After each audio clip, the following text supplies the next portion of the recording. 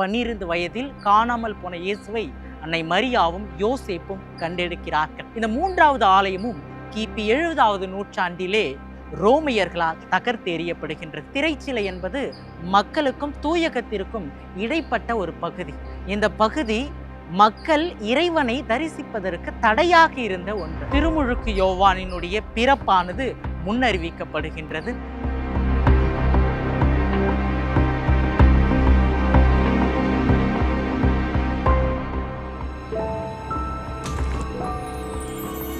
எல்லாம் உனக்காக.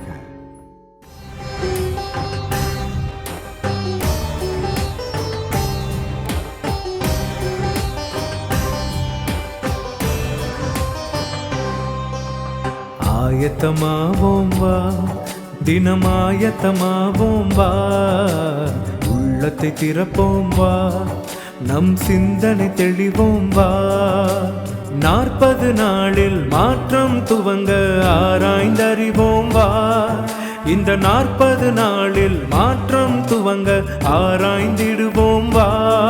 நல்வழியை தேர்ந்தேவா, இறை வார்த்தையில் நடப்போம் வா. ஆயத்தமாவோம் வா, தினமாயத்தமாவோம் வா.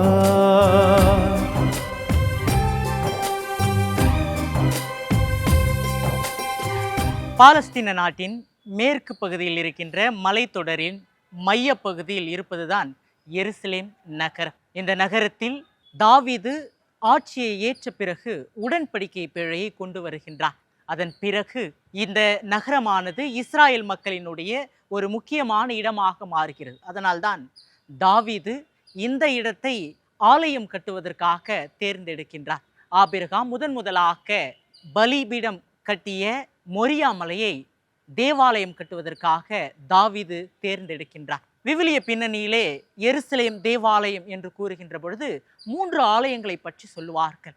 முதலாக கிமு 10வது நூற்றாண்டிலே சாலமோன் அரசரால் ஆலயமானது கட்டப்பட்டது. இந்த ஆலயம் அரசர்களால் நிர்வகிக்கப்பட்டது. இந்த ஆலயமானது கிமு 586 பாபிலோனியர்களால் இடித்து தகர்க்கப்படுகின்றது. 2வது ஆலயம் இதே இடத்திலே தாவீது வழிமரபில் வந்த ஆளுநர் செருபாபேல் அவர்கள் கிமு 520 515 வரை உள்ள காலகட்டத்திலே கட்டுகின்றார். இந்த ஆலயம் குருக்களால் நிர்வகிக்கப்படுகின்றது. இதே ஆலயத்தை ஏரோது அரசர் விரிவாக்கம் செய்து அழகுபடுத்துகின்றார். இது 3வது ஆலயமாக கருதப்படுகின்றது. இந்த ஆலயத்தில்தான் திருமுழுக்கு யோவானினுடைய பிறப்பானது முன்னறிவிக்கப்படுகின்றது. இந்த ஆலயத்தில் தான் ஆண்டவர் இயேசுவை காணிக்கையாக ஒப்பு கொடுக்கிறார்கள். இதே ஆலயத்தில் தான் 12 வயதில் காணாமல் போன இயேசுவை அன்னை மரியாவும் யோசேப்பும் கண்டெடுக்கிறார்கள். ஆனால் இந்த 3வது ஆலயமும் கிபி 70வது நூற்றாண்டிலே ரோமையர்களால் தகர்த்தெறியப்படுகின்றது. அன்பார்ந்தவர்களே, இயேசுவினுடைய வாழ்விற்கும் எருசலேம் தேவாலயத்திற்கும் ஒரு சிறந்த ஒற்றுமை இருப்பதை பார்க்கின்றோம். இறைமகன் இயேசு கிறிஸ்து தன்னுடைய வாழ்க்கையிலே அடிக்கடி எருசலேம் தேவாலயத்தை பற்றி எடுத்துரைக்கின்றார். யோவான் நற்செய்தியிலே 2வது அதிகாரத்திலே 17 முதல் 21 வரை உள்ள இறைவார்த்தை பகுதியிலே இந்த ஆலயத்தை இடித்து விடுங்கள், 3 நாளில் இதை நான் கட்டி எழுப்புவேன் என்று தன்னுடைய உடலாகிய ஆலயத்தை பற்றி அவர் எடுத்துரைக்கின்றார். அவருடைய சீடர்கள் அவர் 2, 3ஆம் நாள் உயிர் தெழுந்த பொழுது அதை பற்றி அவர்கள் நினைவு கூறுகிறார். இங்கு இயேசு பாடுகளோடு ஆலயத்தை ஒப்புமைப்படுத்துகின்றார். அதன் பிறகு இறைமைந்தன் இயேசு கிறிஸ்து இறந்த பொழுது மத்தேயு நற்செய்தி 27வது அதிகாரம் 51வது வசனத்திலே பார்க்கின்றோம். இயேசு இறந்த பொழுது ஆலயத்தினுடைய திரைச்சிலையானது 2ஆக கிழிக்கப்படுகின்றது. ஆலயத்தின் திரைச்சிலை என்பது மக்களுக்கும் தூயகத்திற்கும் இடைப்பட்ட ஒரு பகுதி.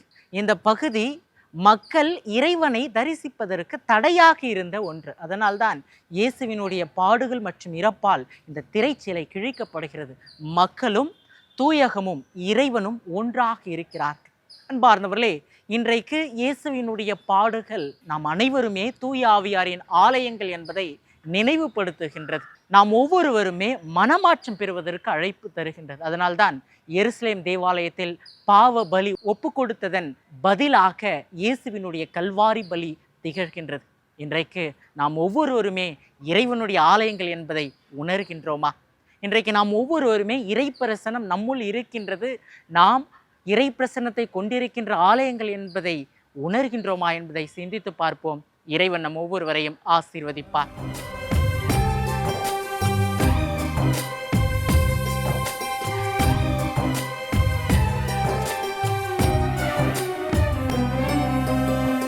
சாம்பல் பூசி சரணடைவோம், ஒற்றுமையாய் ஜெபித்திடுவோம், ஆற்றல் வேண்டி தவம் இருப்போம், உறுதியோடு நிலைத்திருப்போம், ஏழ்மை மாற உதவிடுவோம், உறவை காக்க முடிவெடுப்போம், வேதம் கூறும் வழி நடப்போம், இறைவனிலே இணைந்திருப்போம். ஆயத்தமாவோம், நாம் ஆயத்தமாவோம், ஆயத்தமாவோம்.